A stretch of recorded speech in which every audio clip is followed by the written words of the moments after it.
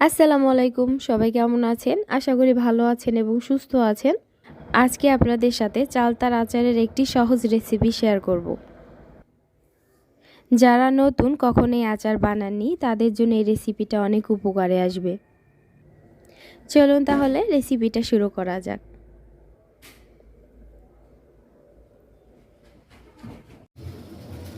এখানে আমি 5টা চালতা নিয়ে নিয়েছি। চালতাগুলো আমি কিনে আনিনি, এগুলো আমাদের গাছের চালতা।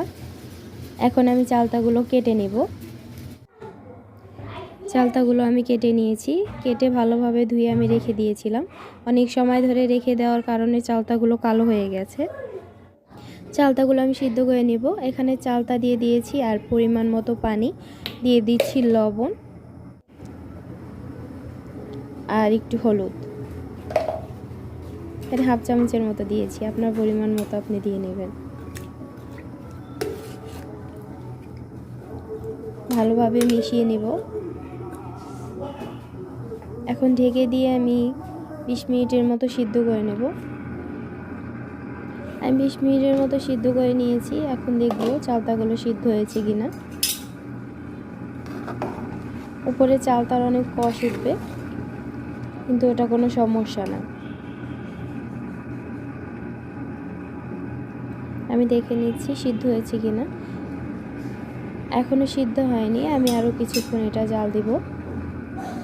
ঢেকে দিচ্ছি। এখন আমি দেখব, আমি আরও 10 মিনিট সিদ্ধ করে নিয়েছি। এখন দেখছি সিদ্ধ হয়েছে কিনা। চালতাগুলো এখন সিদ্ধ হয়ে গেছে। এখন আমি এগুলো সব ছেঁকে নেব।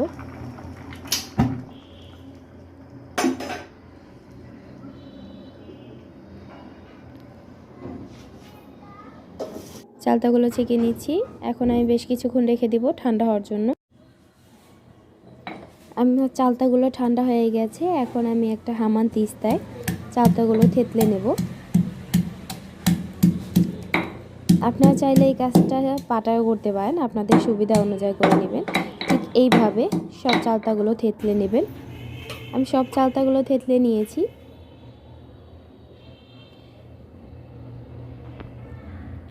এখন আমি এতে চিনি মিশিয়ে নেব।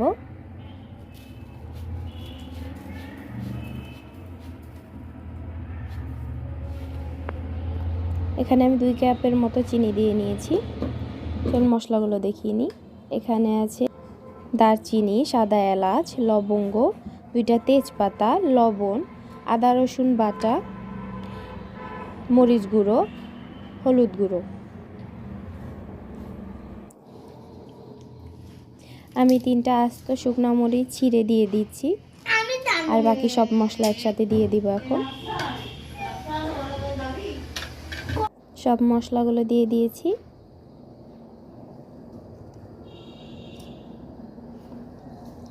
এখন আমি ভালোভাবে মশলাগুলো একসাথে মাখিয়ে নেব, চিনি আর মশলা। আমি সব মশলা মাখিয়ে নিচ্ছি। আমি এটা হাত দিয়ে করছি, আপনারা চাইলে চামচ দিয়েও মাখিয়ে নিতে পারেন। সব আমি মাখিয়ে নিয়েছি। এখন চুলার জাল ধরিয়ে দিয়েছি। ভালোভাবে আমি চিনি একটু জাল দিয়ে এখন সরিষা তেল দিয়ে দিচ্ছি। সরিষা তেল আমি 2 কাপের মতো দিয়েছি। আপনারা চাইলে বেশিও দিতে পারেন, কমও দিতে পারেন।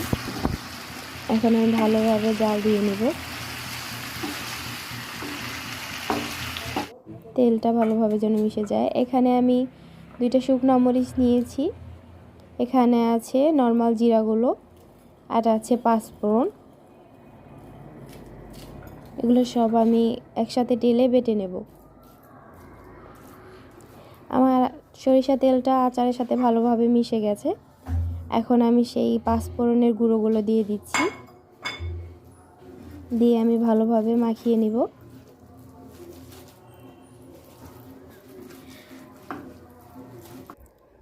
আমার চালতার আচার হয়ে গেছে। আমার মনে হয় না এর চেয়ে সহজে চালতার আচার বানানো যায়। তারপরও যদি আপনারা এর চেয়ে সহজ রেসিপি জানেন, অবশ্যই আমাকে কমেন্টে জানাবেন। তাহলে সবাই ভালো থাকবেন, সুস্থ থাকবেন, আর বাসায় অবশ্যই ট্রাই করে দেখবেন। আল্লাহ হাফেজ।